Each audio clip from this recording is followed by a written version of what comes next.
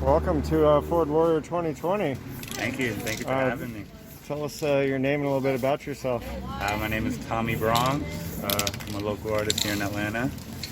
And this is my piece for ForwardWarrior 2020. It's one of the sadder stories of the year, if not decade for sure. What's your approach to it? Never forget. I think we should never forget what happened here. You know, it's shameful. It's shameful for our country, you know, that we let these type of things still happen today. No consequences whatsoever. You know, so I think it's something we should never forget. It's definitely a low point in a year with a lot of low points. Yeah. You've done a lot of work recently centering around social justice. One of the more popular ones is probably that piece on Glen Iris. Yeah. I don't know. I've never been one to say much. Kind of like reserved with my opinion, but I don't know. I just had to say something. You know, I've been wanting to say something for a long time. You know, I'm not the best speaker, not the best copywriter, but you know, I just use what I got and it's my heart. So I figured, you know, tell my message and you know, like what I think is important through my art. So yeah, I've definitely been focusing more about social justice and things I think that really matter. Yeah, I mean, I would consider a lot of your style to be illustrative. Very.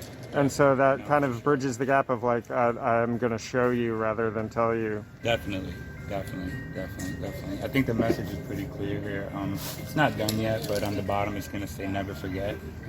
You know, and we got Rihanna's name really big, you know, and some eyes crying, you know, shedding a tear for what happened. It's, like I said, it's a low point in our country. But yeah. How'd you get your start? I've been drawing my whole life, but I never thought about it as a career or anything. And then I'd probably say about 12 years ago, I started interning for this guy named Dallas Austin, who's a producer, and he had a clothing line and he had a creative director there named Red Mike, which you probably know. He's also a local artist, and so I started interning for him when he was more in the fashion business and stuff, and then he started his own agency, brought me along, and then throughout the years, you know, the business kind of morphed. You know, we still do fashion stuff, but we probably geared more towards the art, and we try to incorporate art in probably everything creative that we do. But yeah, honestly, just got really lucky. I was surrounded around really motivated, talented people, and it rubbed off. Cool. So you do a lot of design work? Yeah, that's my 9 to 5 pretty much. Yeah. A lot of illustrative work. Yeah. Cool. When do you get a chance to be creative and kind of do your own thing? Early mornings. I'm an early bird. I don't usually clock in until 9, but I'm up at 4. Like that, between the hours of like 4 and 8, that's when I'm like creating, you know. But the ideas come through everyday life, you know. Like I don't know, I'm not much for taking photos. I will here and there, but I kind of just remember shit. And, what's up? And yeah.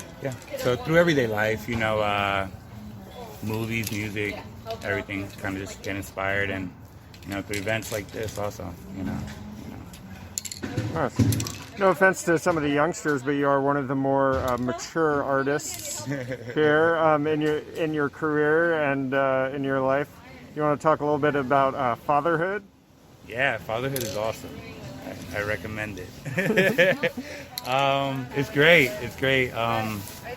I get to pass on the art torch to my little one. She loves to draw. She draws every day, every single day. She'll just walk by her easel and do a scribble and keep walking. But Tagging her easel. yeah, pretty much every day, dude. And she makes me change the paper out every day.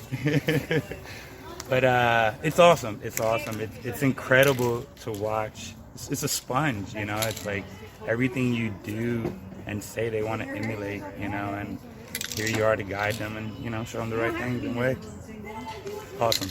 A lot of parents are finding it a difficult time to to navigate this world. Like, what a kind of crazy world have we You know, come up into? Yeah, but I feel like every generation has had their crazy shit. You know, I remember as a kid, you know, hearing the older generation telling my mom that, you know, I was born in Puerto Rico and we moved to New York when I was 2. And they were like, "Oh, you're crazy, you know, it's how you're gonna raise a kid out there and stuff like that."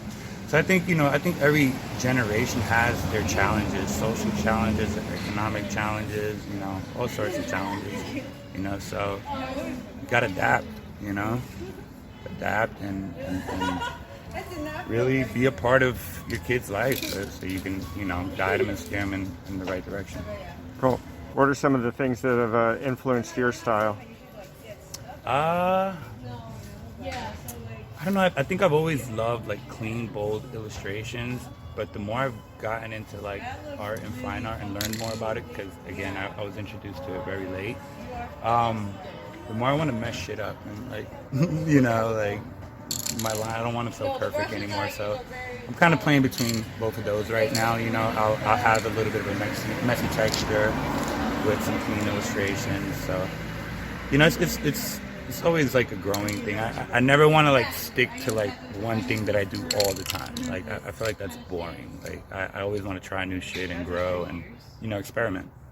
Nice. I noticed in some work there's some kind of like iconography or even like a lithograph kind of style to some of it. You're talking about some of those like clean lines. I love vintage illustrations. From signage to, like you said, lithograph. I just love how limited they were back then, and they created such incredible work. You know, like I feel like sometimes when you're limited, you get the best out of yourself. Yeah, it's like an exercise in what you can say in the least amount of words. Correct. Right on. Well, I'm in awe of this piece. It's gorgeous and heartbreaking at the same time. Thanks for coming. Is there anything you want to tell the kids out there that might just be starting in their artistic career? Work. You know, if you really want it, there's somebody out there that wants it more than you, and you gotta just work. You know, like, and not for the money. You know, not for any of that shit. That shit will come later. You know, just work. You know, just do what you love, and the moment you get paid for it, feel lucky that you get to do something you love and get paid for it.